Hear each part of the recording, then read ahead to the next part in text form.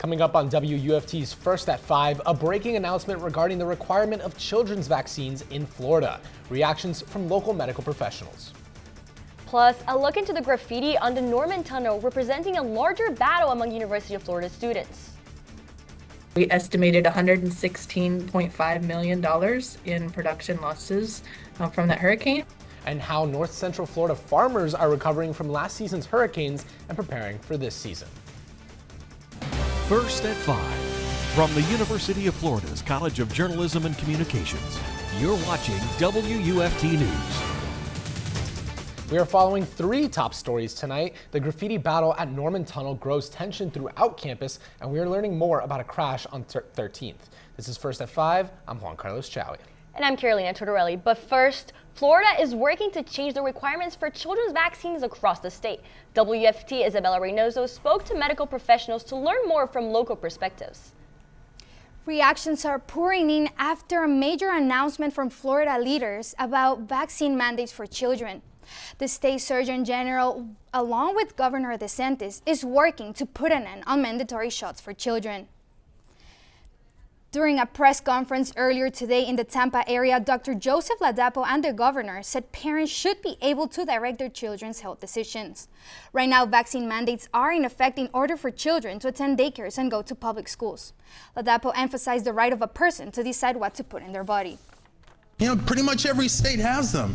It's wrong. It's immoral. They do not have the right to tell you what you put in your body.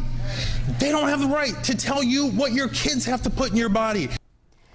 We reached out to UF Health to get their take on the announcement. A media relations rep sent us a statement that reads in part: they're proven to be safe, effective, and essential in preventing the spread of many serious infectious diseases.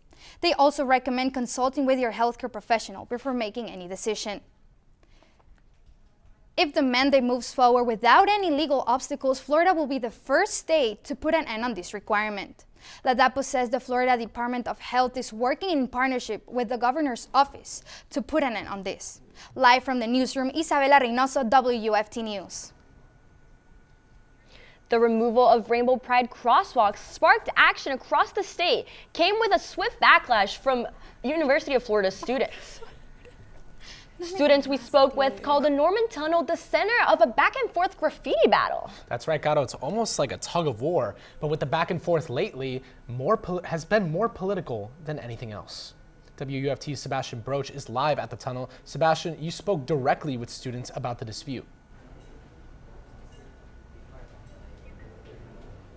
Carolina and JC, we previously reported on WFT.org that the Florida Department of Transportation ordered the removal of all artistic roadway decorations. Many feel that this move sparked this so-called graffiti fight. One person that we talked with told us that she feels that for some reason it might just keep happening. Of expression. Recently, onlookers say it's turned into graffiti battles with graffiti backlash. Pretty much every day there's something new. I actually caught someone the other night painting over the pride flag with the American flag, like literally 2 nights ago. Annabelle Pines is a student at the University of Florida.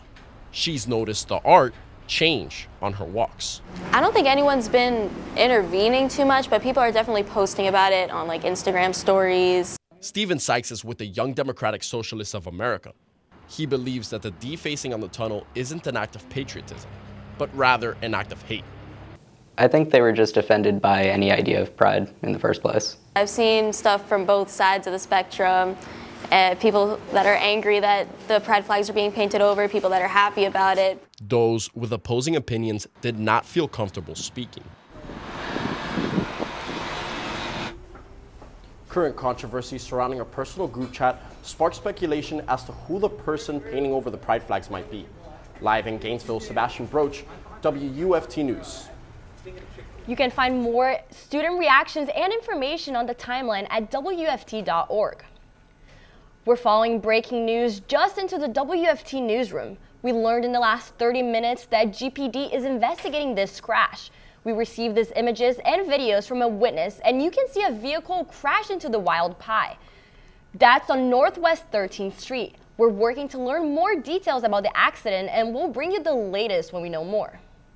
Now, before we go any further, we're actually going to toss it over to WUFT weatherman Matthew Clark. Matthew, it actually felt pretty nice coming into the studio this morning. Yeah, it has been a beautiful day so far, actually. From the moment we woke up in the upper 60s here in north central Florida. Some of us did see 70 in Ocala this morning, but 69 in Gainesville. And look at that lower 60s up really in northern Florida. And we have heated up a little bit. We are now up into the upper 80s and lower 90s, 89 in Gainesville, 89 in Ocala, 88 in Bronson, 90 actually over in Live Oak. And this is what I like to call false fall, because the humidity is not actually that bad outside. Our average dew point, which is the amount of moisture in the atmosphere, is normally 74 degrees. And looking at these dew points, currently 66 degrees in Gainesville, 61 up in Live Oak. So it doesn't feel nearly as sticky outside. It's also pretty clear outside on our live radar. The only showers and storms we're looking at are just situated off the east coast south of Flagler Beach. As we head into the rest of tonight, though, those temperatures are going to be quite nice, dropping into those mid 70s with lower humidity values. Coming up in a few minutes, though, I'll have your update on the tropics and what you can expect for this weekend in the swamp. The Gainesville Police Department will now have access to security cameras across the Alachua County Public School District. The school board approved a GPD access last night at their meeting. Officers can now watch in during emergency situations and use that information to assist first responders on the ground. The man charged with killing 8 people after deputies said he crashed into a bus full of farm workers will have to wait a little longer for his trial. Now covering Marion County, Brian Howard was expected in court today for hearing, but the case was continued. Troopers say Howard was behind the wheel of the truck that sideswiped the bus along State Road 40 in May of last year. Investigators say more than 50 migrant workers were heading to a farm in Donella when the crash happened. Howard is facing 8 charges of DUI, manslaughter, and a number of other charges for the 36 others injured in the crash. Court records show he will be back in court in early November. Ocala Fire Rescue officials say a lithium battery is the cause of a fire that broke out at Laurel Park Apartments in Ocala Tuesday. Crews say a neighbor alerted authorities after smelling smoke coming from a neighboring unit, and upon arrival, Fire Rescue conducted a primary search, evacuating everyone who was inside the building as well as nearby units. Fire Rescue confirmed that the source of the fire was identified: a scorched lithium-ion battery attached to a scooter. The fire spread to nearby items but was quickly put out. Now, up next, how farmers in north central Florida are recovering from last year's storms. And how they're preparing for the 2025 hurricane season. The tragedy these farmers suffered and the triumph, coming up after the break. You're watching WUFT-TV News. We're heading towards the peak of hurricane season, and north central Florida farmers are bracing and preparing for if another possible storm impacts their pecan production. That's right, Carolina. Last year, the state's agriculture industry suffered tens of millions of dollars in damages from Hurricanes Idalia, Milton, and Helene. Over the next 10 days, WFT will take a deep dive into these industries and how they're building back. We begin with WFT's Oriana Torre, who spoke with a pecan farmer about how they overcame the devastation. So this tree was a complete loss. It's dead. It came up from the roots. So there's no regrowing happening here. More than $116 million. That's how much UF-IFA's officials estimate were agricultural losses from Hurricane Helene last year. Adam Scher owns Three Rivers Plantation in Suwannee County. He knows all too well the devastating impacts hurricanes have on crops like his pecans. He lost a decades-old tree that was a production maker for his farm. It's a complete loss, like I said. So a tree that age, that size, it's hard to put a value on it, but basically if you consider the historic production, it's about a $2,000 tree. This tree would probably produce maybe 40, 50 pounds per year for us. So that's completely gone. Just 1 year ago, Hurricane Helene impacted the pecan harvest at farms like this one in Suwannee County.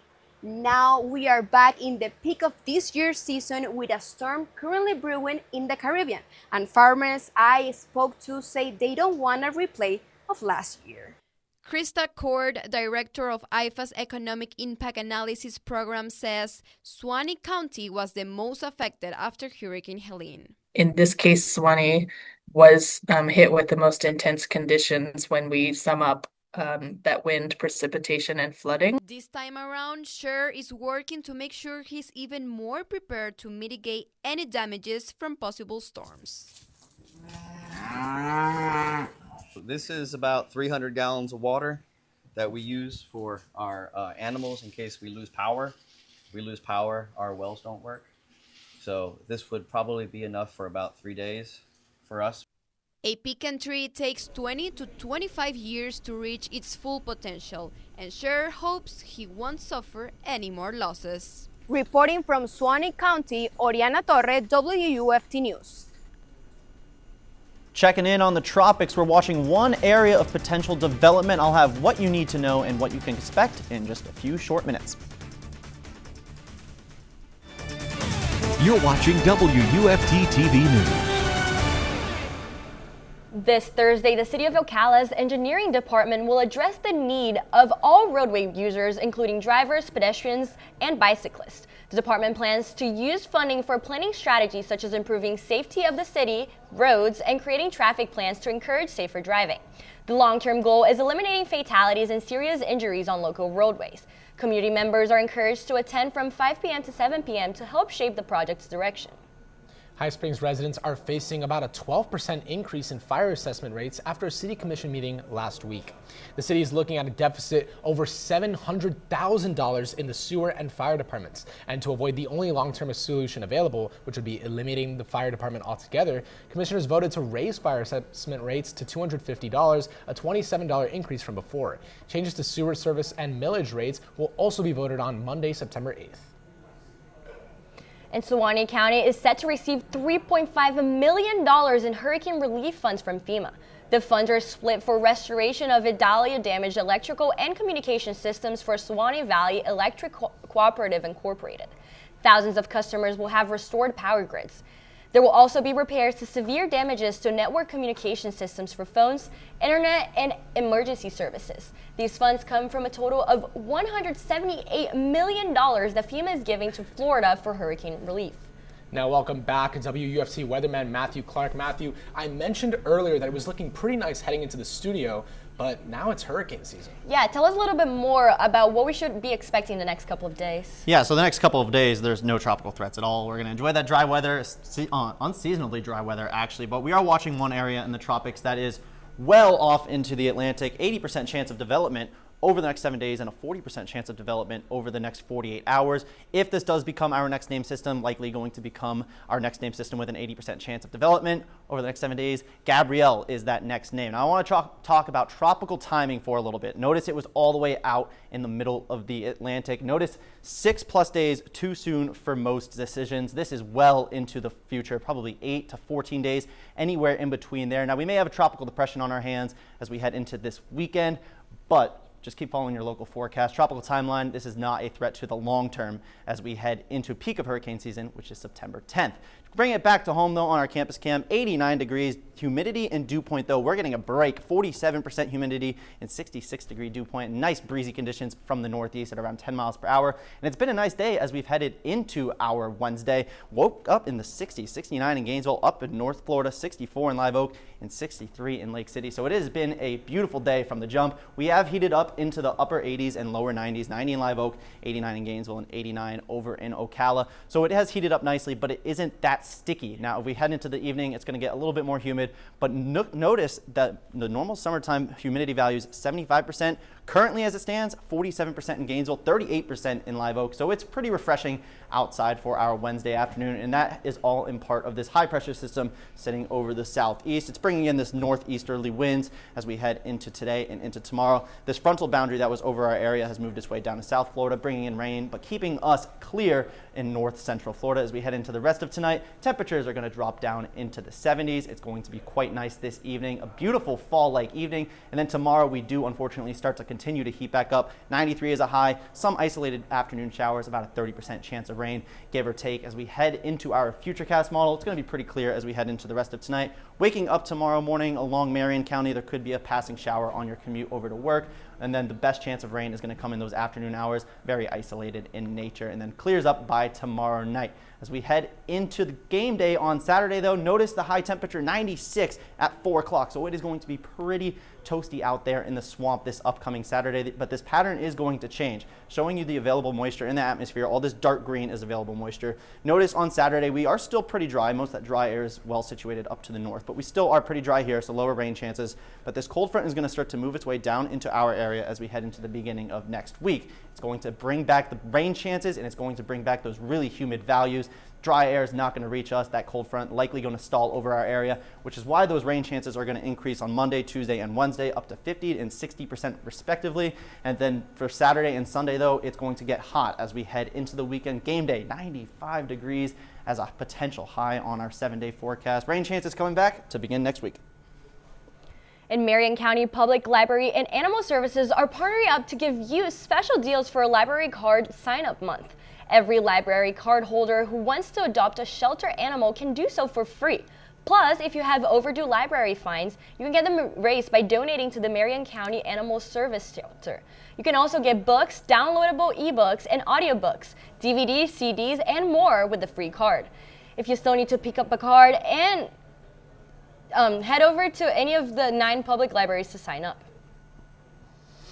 The City of Bellevue encourages businesses and organizations interested in participating in their Truck or Treat to register as soon as possible, as remaining space is very limited. The event will be held Saturday, October 25th from 4 p.m. to 7 at Lake Lillian Park. The city will have food trucks, different inflatables, music, haunted hayrides, and more. Coming up in sports, Gators football did something that no other FBS team did last week. And Coach Napier has something to say about it. We'll tell you what he said after the break. You're watching WUFT-TV News. Welcome to sports. I'm Hannah Getman. The Florida Gators are coming off a big win on Saturday and are now preparing for USF this weekend.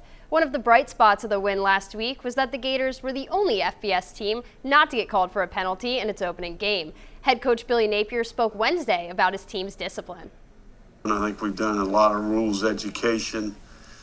We talked a lot about opening games of seasons and how those are 3 areas: tackling, undisciplined penalties, and obviously, I think the ball security piece. We did put the ball on the ground.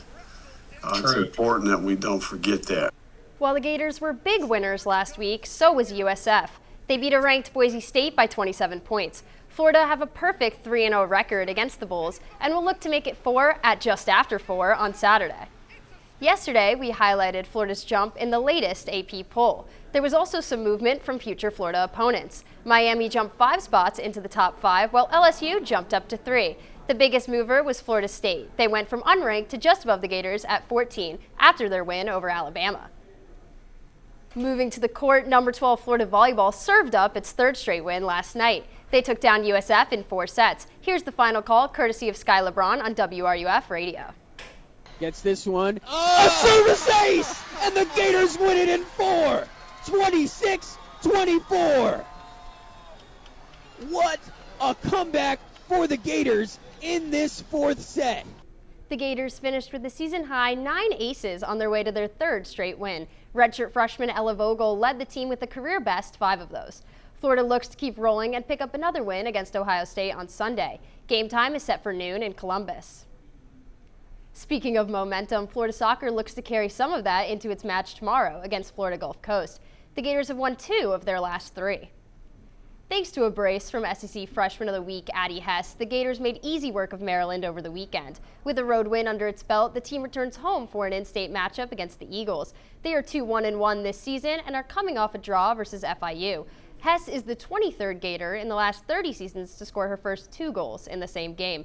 Kickoff at the Diz is at 7 Thursday. The high school football season is ramping up as we get into week 3. There's a full slate across the region. Let's take a look at some of the big games locally. In a local battle, Eastside heads to Buchholz on Friday. The Rams will look to stay undefeated this season. Kickoff is at 7:30. Also on Friday, Hawthorne plays host to Florida State University High School. Both teams are going for their 3rd win of the year. Game time is at 7. And finally, 2025 Alachua County Teacher of the Year, Monica Benson, will serve as the honorary Two-Bits on Saturday against USF. That's it for sports. Matthew will have a final check for weather after the break.